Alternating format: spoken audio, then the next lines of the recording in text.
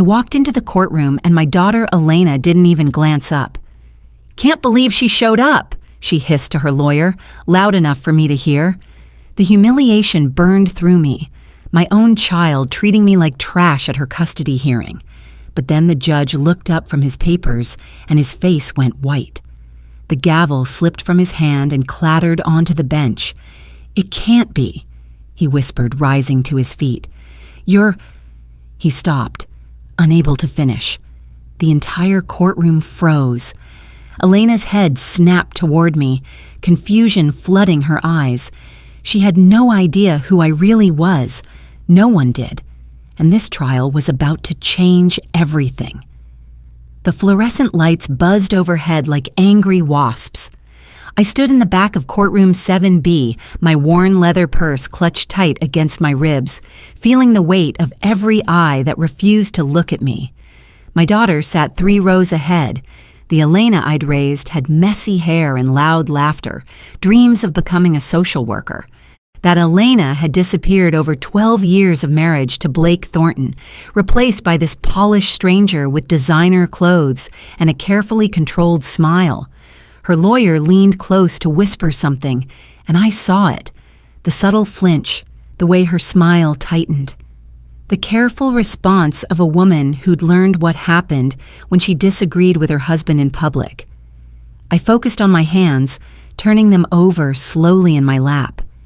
68 years of life carved into every line and scar, the burn mark on my left thumb from the laundromat's industrial presser that had malfunctioned during a midnight shift, the calluses that never quite healed no matter how much lotion I used.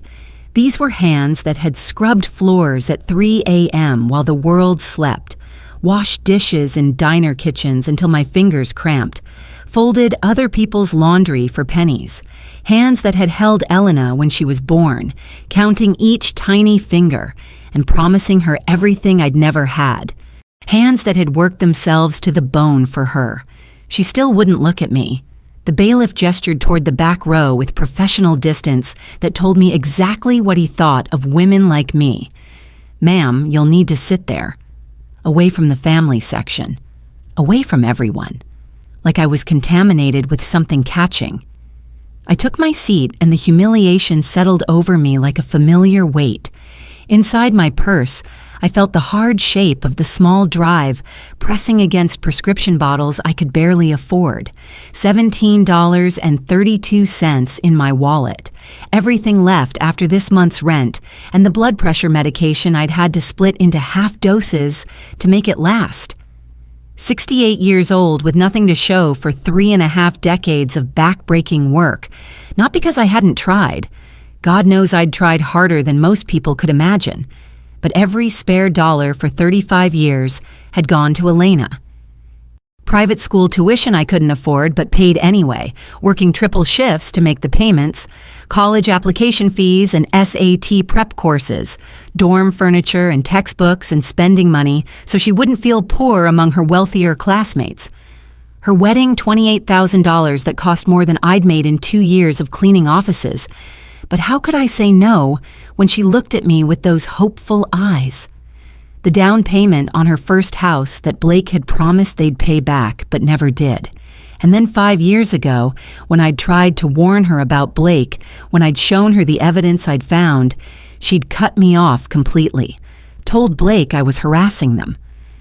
I lost my cleaning job at his property management company, my best paying job, ironically.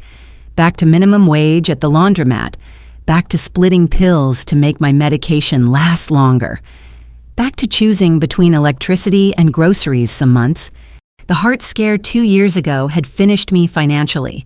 $42,000 in medical debt from 3 days in the hospital and tests I couldn't afford but needed to survive.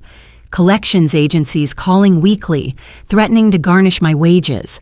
Credit destroyed, every spare dollar now went to keep them from taking what little I had left. Poverty wasn't laziness.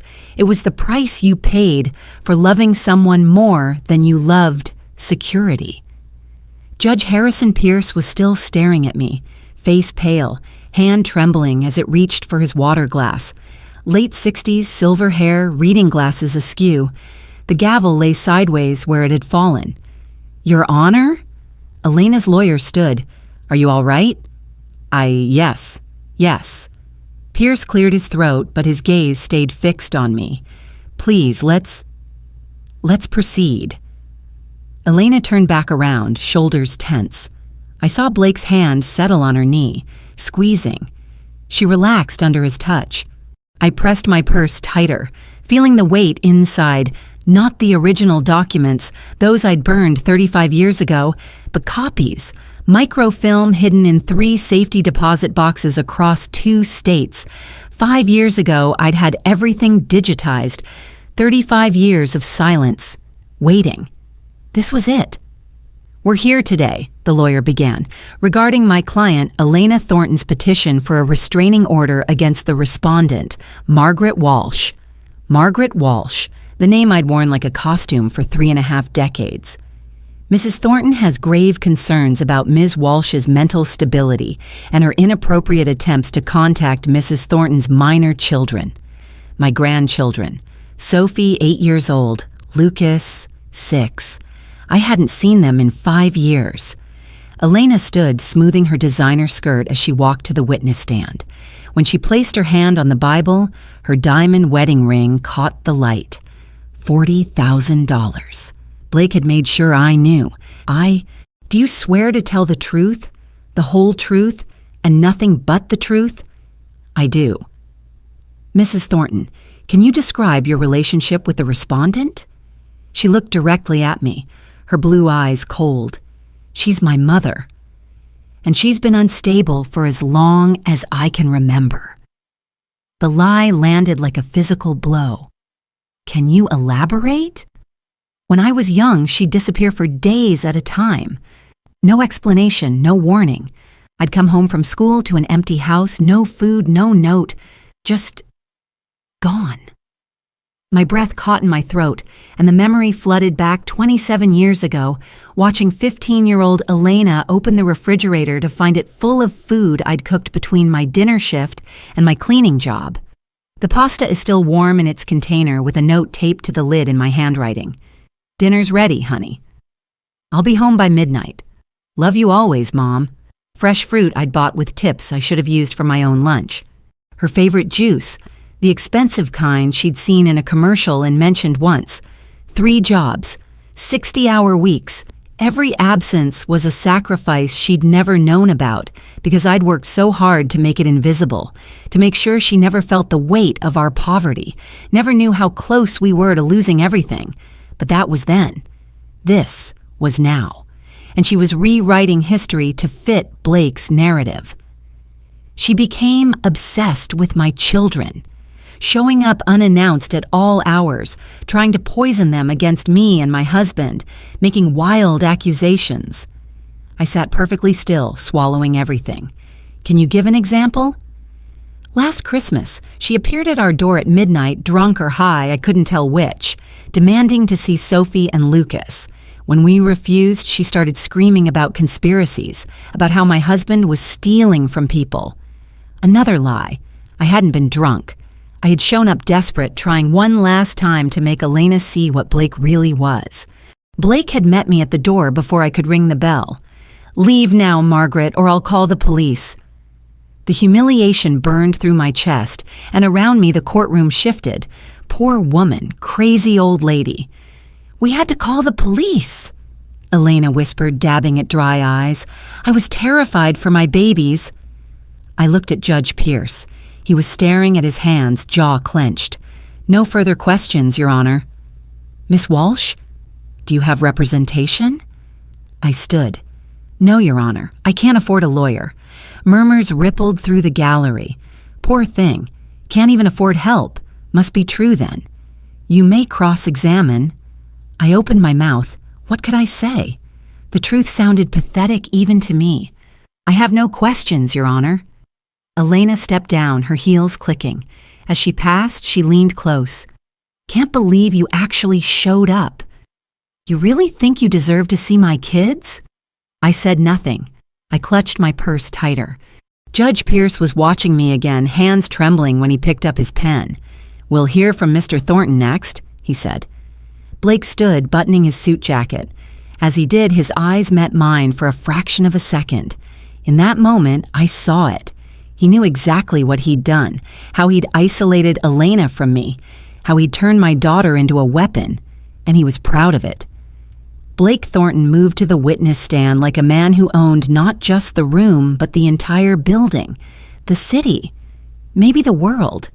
The kind of confident stride that came from never being told he couldn't have something he wanted. 45, silver fox handsome in the way that sold million-dollar properties and hid everything ugly underneath. Mr. Thornton, you've been married to Mrs. Thornton for how long? 12 beautiful years. Blake smiled at Elena, and she smiled back, but I saw the automatic quality of it. The response of someone trained to smile on cue. Best decision I ever made. And what has your relationship been like with Miss Walsh? I tried, Your Honor. I really did. Blake shifted forward, leaning in like he was sharing a painful secret with a trusted friend, his voice carrying just the right note of regretful sincerity. When Elena and I first got engaged, I made every effort to include her mother in our lives. I insisted on family dinners every Sunday, holidays at our home, birthdays where I'd personally pick Margaret up because she didn't have reliable transportation. But no matter what I did, she always seemed off. I remembered those Sunday dinners differently. How Blake would seat me at the far end of the table, away from conversation. How he'd serve me smaller portions, joke about watching our figures while piling Elena's plate high. How he'd steer every conversation away from my work, my life, anything that might make me seem like a real person instead of an embarrassing burden. How he'd later tell Elena quietly that maybe I'd be more comfortable if they visited me instead. Your mother seemed so overwhelmed by our house, honey. I don't want her to feel bad about herself. The first cut. So small, I barely noticed the blood. Margaret would show up wearing clothes that... He paused delicately. See, well, they weren't appropriate for our social circle. Stains, worn fabric, bargain store items. I tried to help, offered to buy her something nice for special occasions, but she became offended, accused me of trying to change her. The lie was so smooth I almost believed it myself. He'd never offered to buy me clothes. He'd made Elena tell me there was a dress code for their dinner parties, knowing I couldn't afford anything that would meet his standards, ensuring I'd stop coming rather than face the humiliation.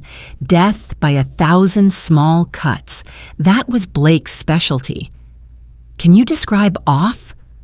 Paranoid, accusatory. Blake's brow furrowed. About 5 years ago, it got worse. She started making wild claims about my business, said I was stealing from my clients, running fraud schemes, that I was going to destroy Elena and the children. He used air quotes. A few people chuckled. See? Crazy old lady. Suddenly, I was 5 years in the past, cleaning offices at Blake's property management firm in the dead of night, a job Elena had helped me get because maybe if Mom has something stable, she'll stop being so difficult. Late one night, moving through the executive suites with my cleaning cart, I'd found documents in Blake's office trash can bank statements showing transfers that made my old law school training scream warnings. Names of elderly clients whose accounts showed suspicious activity. Money moving in patterns I recognized from studying financial crimes 35 years ago. Shell companies with familiar structures. It had taken me 3 months to piece it together, working after my shifts ended, photographing documents with a disposable camera because I couldn't afford anything better, using skills I thought I'd buried along with Margaret Weinstein.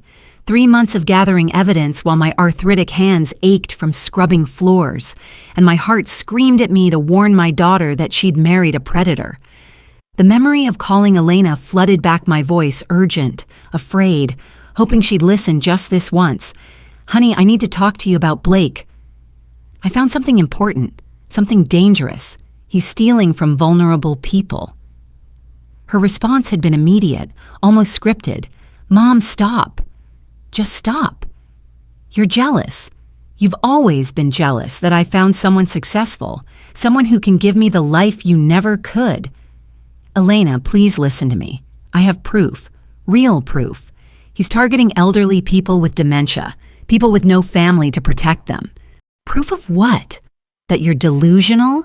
That you can't stand to see me happy? We're done, Mom, do you hear me? Stay away from my family. Now, watching Blake perform his concerned citizen act, I understood. He'd been preparing her for years, laying groundwork for this exact moment. Every time I'd called or visited, every attempt at contact, he'd been there immediately afterward, reframing it, slowly building the narrative that I was unstable, obsessed, dangerous. She became fixated, would call at all hours, 3, 4 in the morning. When we blocked her number, she showed up at our home, at my office, even at our children's school, trying to tell anyone who'd listen that I was some kind of criminal mastermind. Elena was crying now, real tears. I wondered how much she remembered versus how much Blake had rewritten for her. We filed a police report. Blake produced the document. We never pressed charges because Elena hoped her mother would get help. But the harassment continued. Pierce read the report, jaw working. His eyes flicked to me with a question. Mr. Thornton, this document says Ms. Walsh was at your home at midnight, but it's filed 9 hours later. Why the delay? Blake didn't miss a beat. We were in shock, Your Honor. Spent hours calming the children. We didn't want to call the police with Sophie and Lucas awake. And no witnesses? We live on 5 acres. Nearest neighbors are far away, and our security cameras were malfunctioning that week. Pure coincidence, but unfortunate timing. How perfectly convenient. The lawyer stood. Your Honor, given the clear pattern of harassment and mental instability, we request an immediate restraining order. Ms. Walsh is to have no contact with Mrs. Thornton or her minor children. The room closed in. This was it. Furthermore, we're petitioning for supervised visitation only, pending psychiatric evaluation of Ms. Walsh at her own expense. Evaluation I couldn't afford. Supervised visitation at $200 an hour I didn't have. A cage with no key. Your Honor, I stood, voice breaking, chest tightening. Please. Ms. Walsh, you'll have your chance to speak. Please, they're all I have. I gave up everything for my daughter. Everything. I worked 3 jobs to put her through private school. I never married again because every ounce of energy went into raising her. I dash. The room swam. I gripped the bench, fighting to stay upright. Your Honor, Blake's lawyer interrupted, this is exactly the emotional manipulation we've documented. I'm not manipulating anyone. I'm telling the truth. I loved her. I love her. I just want to see my grandchildren. My voice broke completely. I stood there sobbing, stripped of everything. Miss Walsh, sit down. The judge's voice was firm but not unkind. Please. I remained standing, swaying. Please don't take them from me. They're all I have. Bailiff. The man moved toward me. I'll sit. I'll sit. I collapsed back, and my purse fell. The contents spilled across the floor, my wallet, tissues, prescription bottles with my handwriting, calculating how to split pills, and a photograph, old and faded. The court reporter, an older woman with sharp eyes, rose and knelt beside me, helping me collect everything. Thank you, I whispered. She picked up the photograph. A young woman in a Columbia Law School sweatshirt, holding a 3-year-old girl. Her eyes widened, though her face stayed neutral. For a long moment she stared. Then she handed it back, but our eyes met. Recognition flickered. Ms. Walsh, she said quietly. Her nameplate read, Patricia Morrison, court reporter. I watched her return to her station, hands moving across the keyboard slower now, more deliberate. Pierce cleared his throat. I'm calling a recess. 1 hour. He fled to his chambers like a man running from ghosts. The courtroom emptied. Elena and Blake left together, his hand possessive on her back. She didn't look at me. I sat alone, holding my purse, holding my past, wondering if I had the courage to do what needed to be done. The autumn sun felt too bright after the fluorescent gloom of the courtroom, harsh and unforgiving, exposing every line on my face and every stain on my coat that I'd tried to wash out but couldn't quite remove. I sat on the courthouse steps, unable to afford the cafeteria where Elena and Blake were probably having lunch, watching lawyers and plaintiffs and defendants move in their choreographed dance of justice, everyone knowing their steps, everyone belonging somewhere except me. I was outside of it, watching from the margins, invisible and insignificant in the way poor people always were, present but not seen, existing but not mattering. Mind if I sit? Patricia Morrison settled beside me without waiting for an answer, her movements economical and precise. She opened a paper bag that smelled like real food-fresh bread and meat and things I couldn't afford. "You look like you haven't eaten today." She pulled out a sandwich and handed me half before I could protest. "I'm not." "You're not hungry, I know. But your hands are shaking and you're pale as a ghost, which means your blood sugar is probably crashing." Her voice carried the kind of authority that came from raising children, from not accepting excuses or protests. "Turkey and Switzerland. Nothing fancy, but it's fresh. Eat." The sandwich tasted like kindness. We sat in silence, then Patricia spoke. "I've been a court reporter in this district for 40 years. I've transcribed thousands of cases, most blur together. But some." She turned to look at me. "Some you never forget." 1989, the Riverside development case before it was shut down. I was there, Ms. Weinstein. I transcribed every meeting, every threat, every bribe. The world tilted. She knew. I kept the transcripts. Sealed, but not destroyed. Patricia pulled out a tissue as tears streamed down my face. "The truth is," I was terrified. I had a 5-year-old daughter, a husband who'd just lost his job, and one day, a man in an expensive suit sat next to me at lunch, just like this. Said my daughter Jennifer was beautiful and knew she liked the blue swings. Said it would be a shame if something happened to her. Oh, God. Then he walked away. That was all it took. I understood what you'd felt. The terror. The impossible choice. You had to protect her. I did. And I hated myself for it. She faced me fully. But I kept the transcripts. Because I promised myself that if you ever came back, if you ever found courage to speak again, someone would be listening. I couldn't speak, could only cry. My daughter is grown now. She doesn't scare easily. Patricia pulled out a business card. Jennifer Morrison, Assistant District Attorney. She's been investigating Blake Thornton's company for 8 months. Anonymous tip about elderly clients suddenly impoverished. My heart raced. She needed something concrete. During the recess, I called her. "Tell her who you really are. She's waiting outside with a warrant for Blake's arrest. All she needs is your documentation." I stared at the card. If I give her the evidence, Blake will destroy Elena. Blake is going to prison either way, but your evidence makes it airtight. Patricia squeezed my hand. Sometimes the kindest thing you can do for someone you love is tear down the prison they think is a palace. I closed my eyes, and suddenly I was back there, 35 years dissolving like smoke, and I could see her so clearly, Margaret Weinstein, at 28 years old, young enough to still believe in justice, old enough to know how the world really worked. Columbia University, third-year law student, my name printed at the top of the dean's list every semester like a promise of everything I'd worked for, fought for, dreamed about since I was a girl growing up in a neighborhood where nobody went to college, much less law school, top 5% of my class, editor of the Law Review, published articles on corruption and accountability that professors used in their classes that got me noticed by senior partners at firms that mattered. Job offers sitting on my desk. Sullivan and Cromwell, Cravath, Davis Polk, each one promising partnership track, each one offering more money than my mother had made in her entire life, working as a seamstress in a garment factory. The future is shimmering ahead of me like gold, solid and certain, and mine for the taking. The DA's office internship was supposed to launch my career. Instead, it became my grave. I'd researched property permits for riverside development.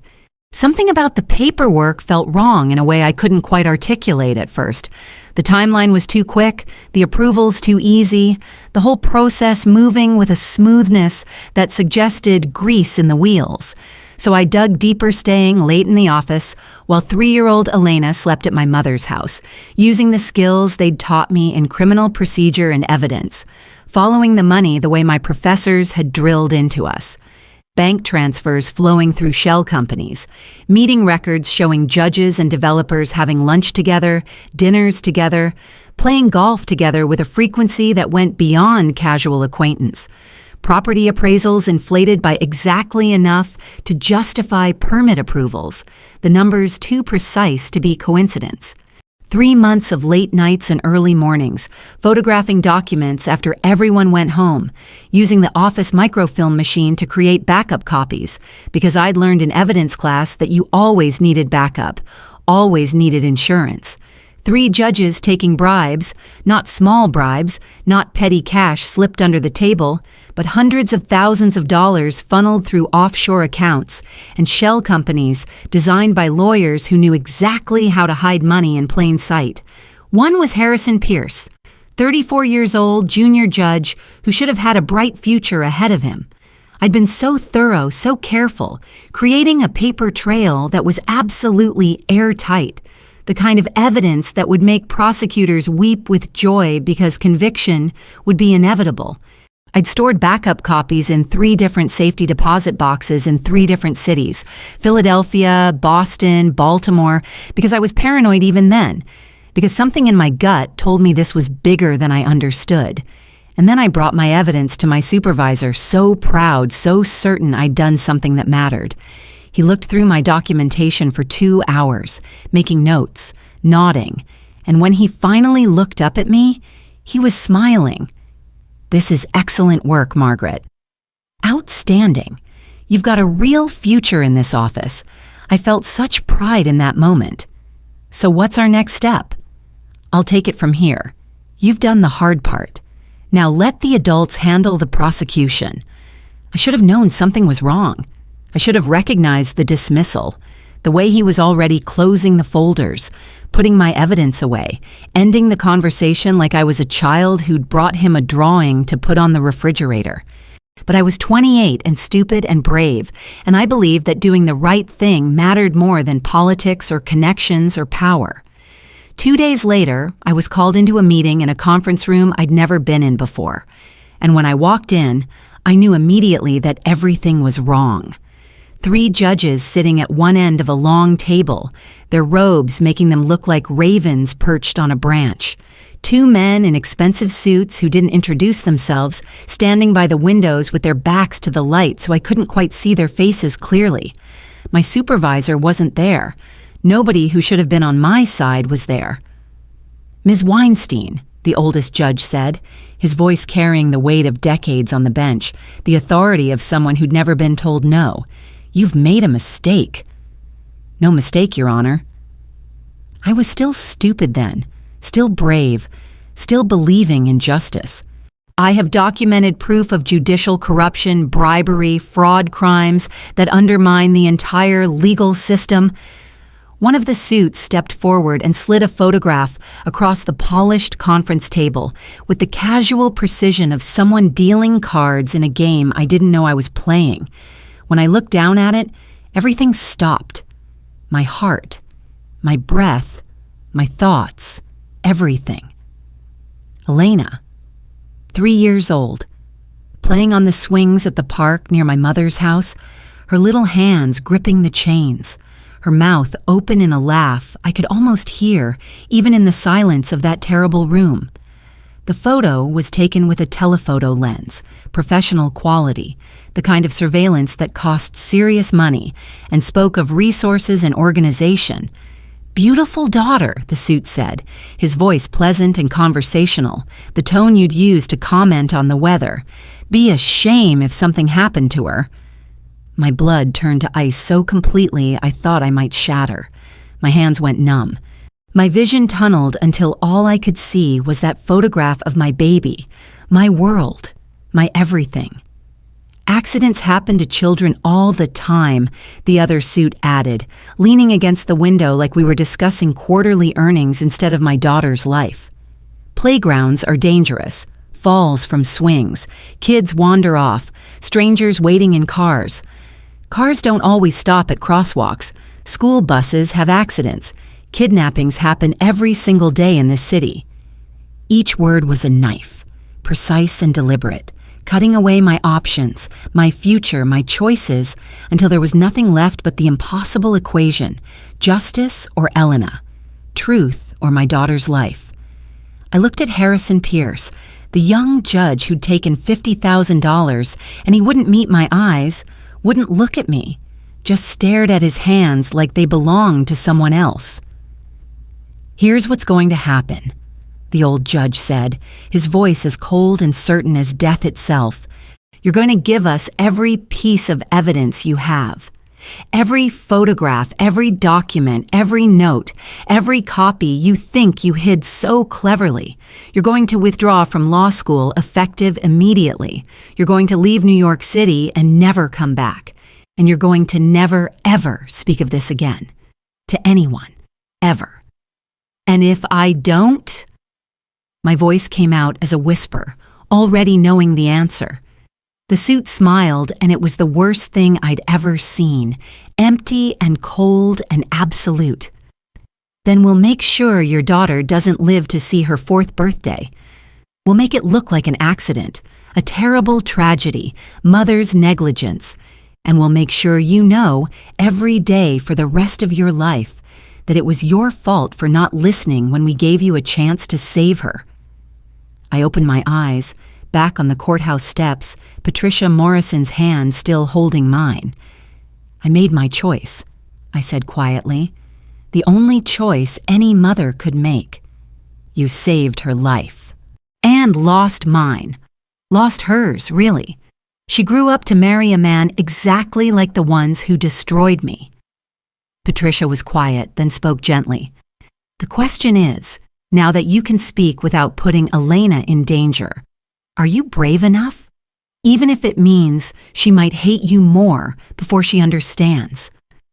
I thought about Elena, convinced I was crazy, about Sophie and Lucas, learning Blake's lessons, about 23 elderly people Blake had robbed. "Yes," I said, "I'm brave enough. Or tired enough of being afraid. Maybe they're the same thing." Patricia smiled. "Then let's make those bastards pay." When court resumed, I walked back feeling different, clearer. Elena and Blake sat together. He whispered something and she smiled, relaxing. She thought it was almost over. I clutched my purse. Pierce entered, looking older. When he settled, his hands were steadier, but his eyes had changed. "This court will come to order. I've reviewed the evidence, the testimony, the reports." My hands stayed calm. "It is the finding of this court that Ms. Margaret Walsh has demonstrated a pattern of harassment and unstable behavior." Elena reached for Blake's hand. Her shoulders relaxed completely. "Therefore, I am prepared to grant the temporary restraining order." Blake smiled, controlled triumph in his eyes. "Ms. Walsh is to have no contact with Mrs. Thornton or the minor children for a period of..." "Your Honor." Calm. Clear. I stood without trembling. Pierce paused, gavel hovering. "Your Honor, before you issue that ruling, I have something to say. Something I should have said 35 years ago." Blake's head snapped toward me, mask slipping for a second. "Please. They're all I have. But that's not quite true, is it? Because I used to have much more. A name. A future. A career that could have changed lives." Elena stared, confused. "I gave it all up to keep my daughter safe. And I'd do it again. But I won't stay silent anymore." "Ms. Walsh," Blake's lawyer started. "Your Honor, do you remember the Riverside Development case? 1989? The temperature dropped. Pierce's face went white. I don't. The waterfront project. The permits are rubber-stamped by judges taking bribes. The shell companies. The $2 million exchanged for destroying a neighborhood. Complete silence. Elena stood slowly. Mom, what are you talking about? You never went to law school. Sit down, Elena. Authority I hadn't used in 35 years. She froze. Blake was on his feet. Your Honor, this is clearly a desperate delaying tactic. Sit down, Mr. Thornton. Pierce's hand raised, trembling. Sit down, now. Blake sank, uncertain for the first time. I pulled out the photograph. I've carried this for 35 years. I held it up. A young woman in a Columbia Law School sweatshirt, holding her 3-year-old daughter. They didn't know what was coming. The photograph that would be shown 2 days later of that same girl on a playground. Professional surveillance by people who knew where she lived, where she played. Elena's hand went to her mouth. You want to know why I was nothing? My name wasn't always Margaret Walsh. It was Margaret Weinstein, Columbia University law student, top 5%, editor of Law Review, job offers from every firm that mattered. That's not possible, Elena whispered, because I couldn't tell you. Telling you would put you in danger again. I was interning at the DA's office. I found evidence of judicial corruption, massive corruption involving millions. I looked at Pierce. He couldn't meet my eyes. And I was 28 and stupid enough to believe the truth mattered. Pierce closed his eyes. They threatened you, Elena whispered, when I was 3. They showed me a photograph of you on swings. Professional surveillance. They knew everything, what playground you liked, what school you'd attend, what route my mother walked. They knew your favorite color and exactly how to hurt you to destroy me. The courtroom was silent. They told me accidents happen to children. Cars don't stop. Strangers take kids. They told me you wouldn't see your 4th birthday if I didn't give them everything and disappear. My hands shook. They told me they'd make it slow. Make it hurt. Make sure I knew it was my fault. Oh my God. Elena sat hard. Oh my God, Mom. So I made the only choice I could. I burned my evidence. Or they thought I did. I dropped out 2 weeks before graduation, changed my name, moved to Philadelphia, took jobs that kept me invisible, anything that would keep you safe. But you kept copies, Pierce said quietly, hidden in 3 safety deposit boxes, because some part of me knew someday the truth might matter again.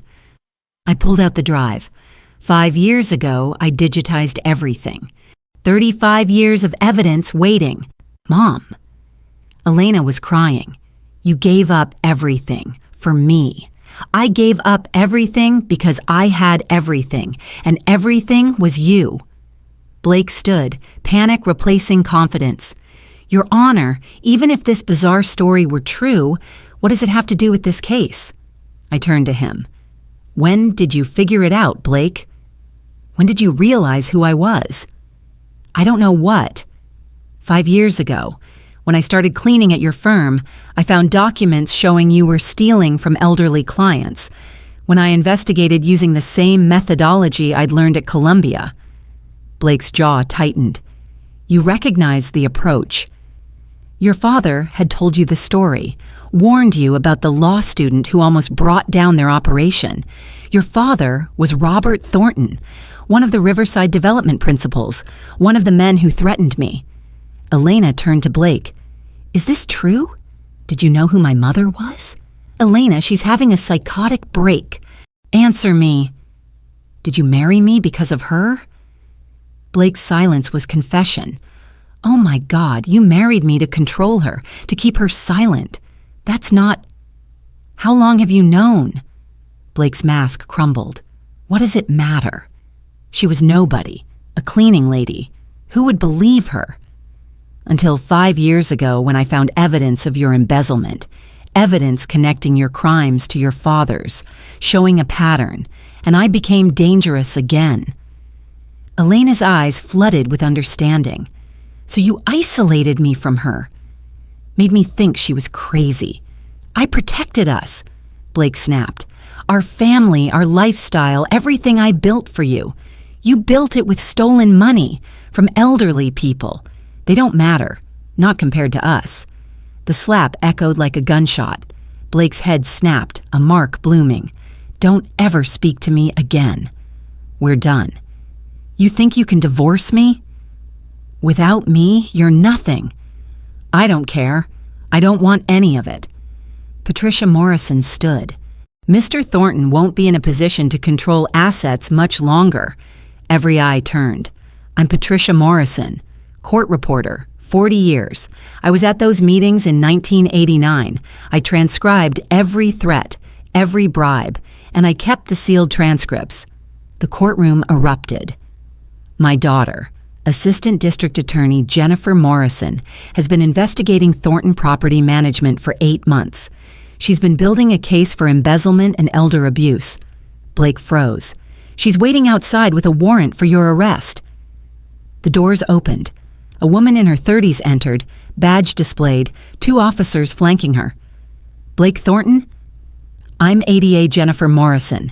I have a warrant for your arrest on charges of embezzlement, fraud, money laundering, witness intimidation, and obstruction. Officers moved forward. We've been building our case for 8 months. Wire transfers, forensic accounting, victim statements from 23 elderly people.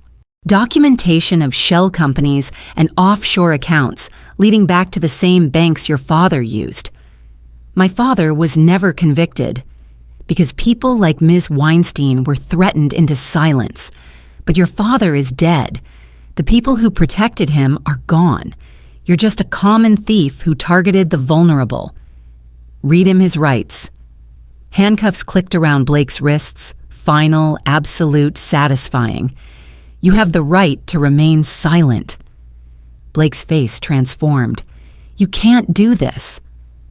Do you know who I am? Your family had connections, past tense, Jennifer said calmly. Ms. Weinstein's evidence connects your operation to your father's enterprise. Impossible to dismiss as coincidence. She looked at me, smiled. Thank you. Your documentation gave us what we needed. Blake's eyes snapped to me, hatred undisguised. You destroyed your daughter's life. Her marriage, her home, her children's stability. I looked him in the eye without fear. I didn't destroy her life. You did. I'm making sure you can't destroy it further. Everything she has, I gave her, was stolen, Elena cut in, from people who couldn't defend themselves. Take him away, she told the officers. I don't want to look at him. As they led Blake past, he leaned close. Hope you're proud, old woman. You've made your daughter a pauper. I hope the moral victory was worth it.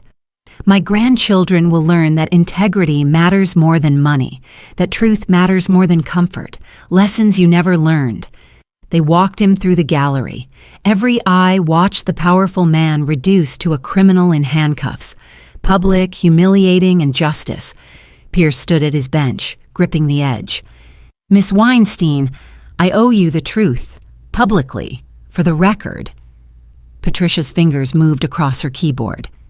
In 1989, I accepted a $50,000 bribe from Riverside Development. I was 34. My father was dying of cancer. Medical bills are drowning me. When they offered money, I told myself stories, victimless. One time, for my father. He cleaned his glasses with shaking hands. But it wasn't victimless. It destroyed your life, your career, your future. Stole 35 years from you, and it allowed a criminal enterprise to flourish, leading to more victims. Every person Blake Thornton robbed traces back to my decision. Harrison, someone said from the gallery, I'm submitting my resignation effective immediately, waiving pension, recommending the state bar to investigate for permanent disbarment, requesting the Attorney General to review every case I've presided over. Whispers erupted. I've sat here 33 years telling myself I was making amends. being strict on corruption, trying to balance scales. But it was never enough. Every day I wore this robe, I was a fraud, and you paid the price. I stood. You spent 33 years trying to be better. That counts for something. Does it? When I let them threaten your child? Yes, because the alternative was staying corrupt. You chose to spend 3 decades doing right, even though it couldn't undo wrong. That takes a different kind of courage, the kind that lasts, the kind that requires facing what you did every day and choosing better anyway. You're more generous than I deserve. Holding on to anger doesn't free me. It chains me for another 35 years, and I've been chained long enough. Elena walked toward me slowly, tears washing away makeup. Mom, you were a lawyer? You had a real future, and you gave it all up for me? You were 3, and they threatened to kill you. What choice did I have? But I called you crazy. I told you that you were nothing. I banned you from seeing your grandchildren because I believed him over you. You didn't know. I should have trusted you. You're my mother. But I was ashamed of you. Your job, your apartment, your clothes. I wanted a mother I could show off, not a cleaning lady who took the bus. Elena, I became everything you tried to protect me from. Greedy, cruel, selfish. I became the kind of person who'd turn on her own mother for money. She turned to the courtroom. Blake didn't just steal from those 23 people. He stole from us, found the wedge my shame, my ambition, and hammered until we shattered. I'm withdrawing my petition. All of it. I want my mother to have full, unrestricted visitation. More. I want her in their lives every day, teaching them what real strength looks like. Jennifer stepped forward. Mrs. Thornton will require your full cooperation. Financial disclosure, testimony, documents. You'll have everything, every account. And those people Blake stole from, if any are alive, I want to make full restitution. You should consult an attorney. I don't care about the money, the house, the cars. None of it's mine. It belongs to the people Blake robbed. Patricia spoke. The transcripts, the evidence, it's all available. Everything needed to connect Blake's crimes to his father's enterprise. Thank you, Mom, Jennifer said. 33 years you kept those files. I made a promise that if she ever came back, someone would listen. I kept that promise. I looked at these women, Patricia, who'd kept faith, Jennifer, who'd built the case, Elena, who'd found courage to see the truth. 3 generations who'd been silenced, now speaking, together. The park was dressed in autumn's finest colors, gold and rust and amber leaves falling like confetti in the soft October breeze. I sat on a weathered wooden bench, watching Sophie and Lucas chase each other around the playground equipment with the kind of wild, unself-conscious joy that only children possessed. 9 and 6 years old now, full of energy and laughter, and the blessed ignorance of how close they'd come to losing their grandmother forever. They'd been staying with me 3 days a week for the last 4 months, sleeping in the small second bedroom of my new apartment, nothing fancy, but clean and safe, and filled with their drawings taped to the refrigerator, their toys scattered across the living room floor, the sound of their voices calling me Grandma echoing off walls that had been silent for too long. Slowly, carefully, we were rebuilding what had been lost. Grandma! Sophie ran over, breathless and flushed, her dark hair escaping from its ponytail in wild curls that framed her face like a halo. Lucas says I can't climb to the top of the slide, but I can. Tell him I can. I looked at her determined little face, so much like Elena at that age, and remembered all the times I'd told my daughter she couldn't do things because I was afraid, because fear had ruled my life for so long. I think you should show him instead of telling him. Let your actions speak louder than your words. She grinned and ran back to prove her point with the confidence of someone who'd never been told that being brave was dangerous.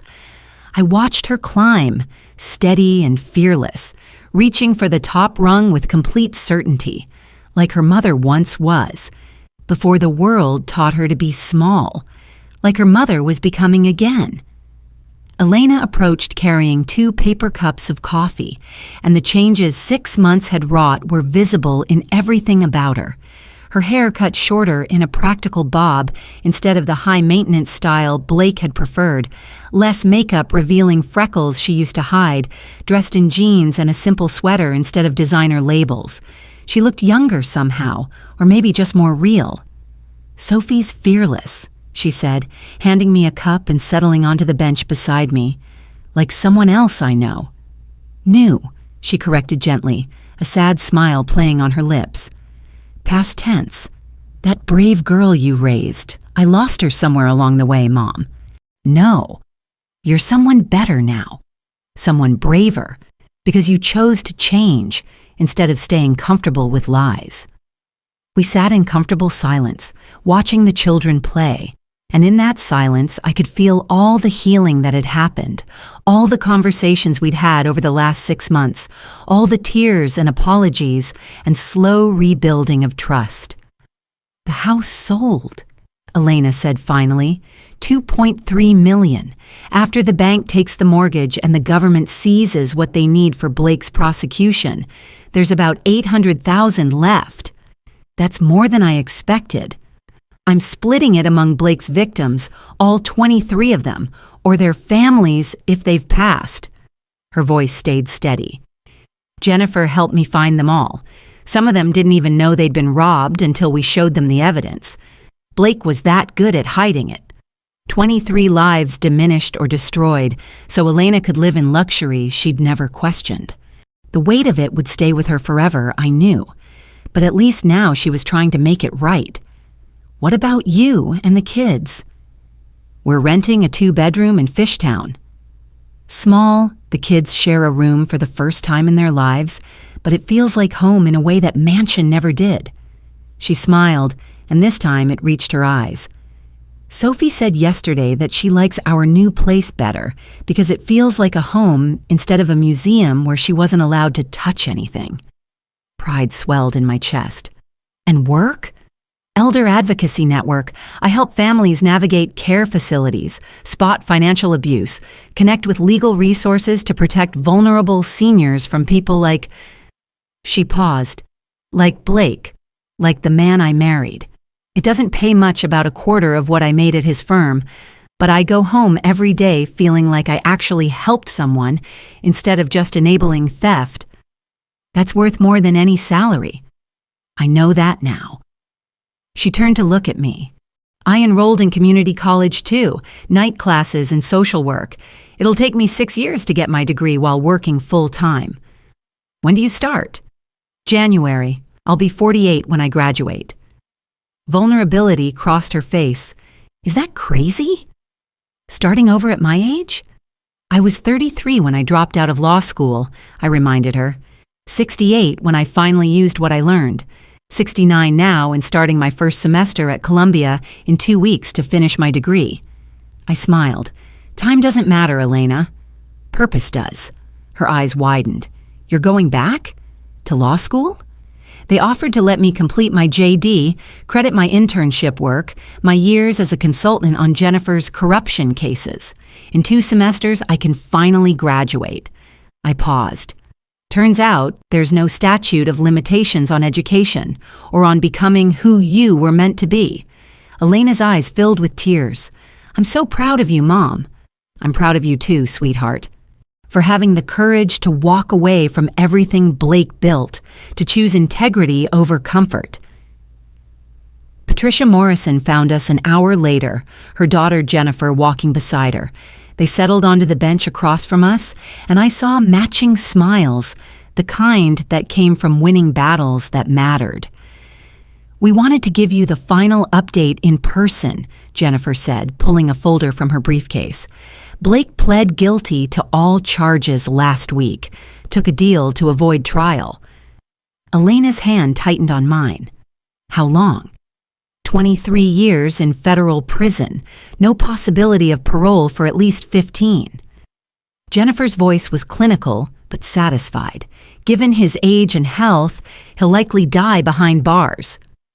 The judge was very clear that financial crimes against vulnerable elderly victims warranted the maximum sentence, especially given the pattern spanning 3 decades. "What about his company?" I asked. "Thornton Property Management has been dissolved. All assets seized by the federal government. We traced connections back to his father's original Riverside Development shell companies, offshore accounts, even some of the same banks. The entire criminal enterprise has been dismantled." Jennifer smiled grimly. "It took 35 years, but we finally got them all." "And the other people involved in the original scheme?" "Most of Robert Thornton's associates from 1989 are dead or in prison on unrelated charges.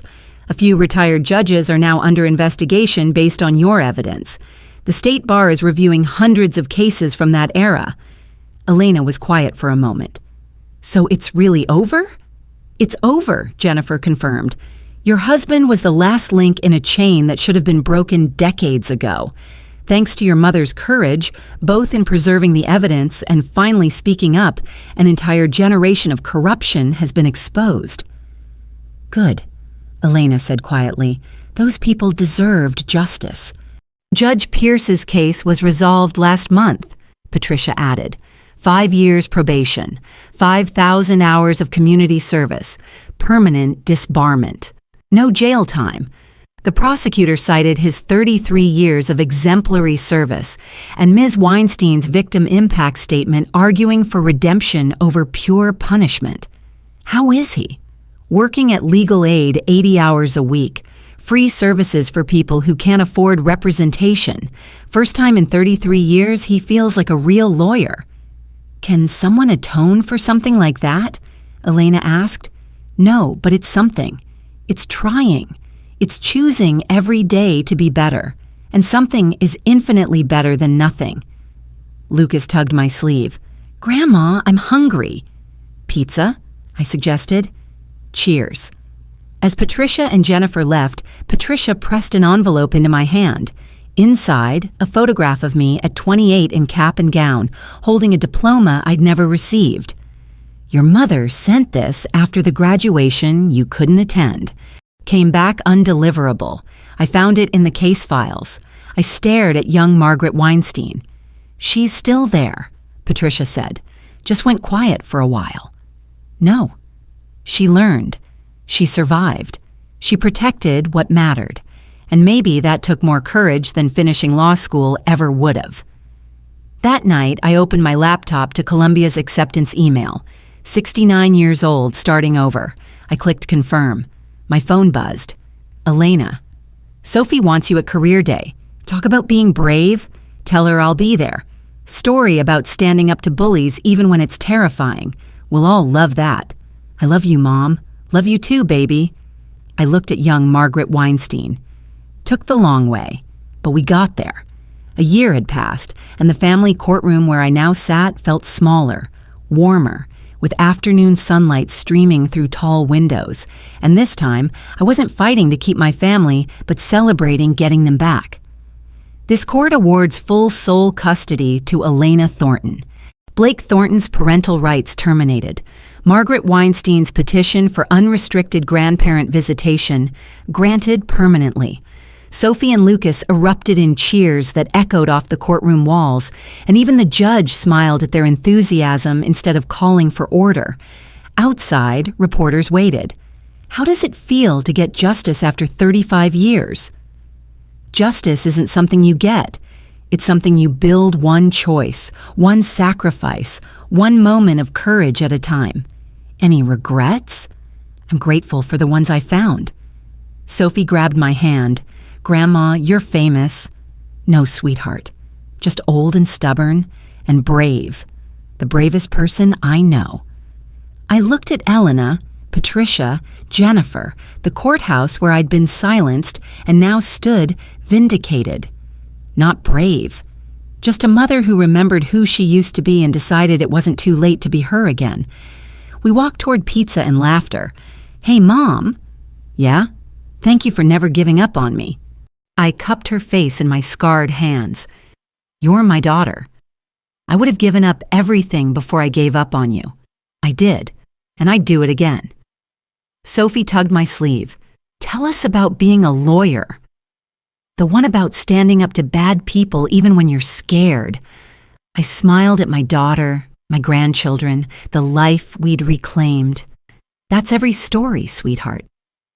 That's the only story that matters. 4 generations of strength. My mother who kept me safe, me who sacrificed everything, Elena who found courage, and Sophie who'd carry it forward. The past 35 years hadn't been lost. They'd been invested, and now we were reaping the returns. If you enjoyed this story, please like this video, subscribe to the channel, and share your impressions of this story in the comments. To listen to the next story, click on the box on the left. Thank you for letting me share my story with you.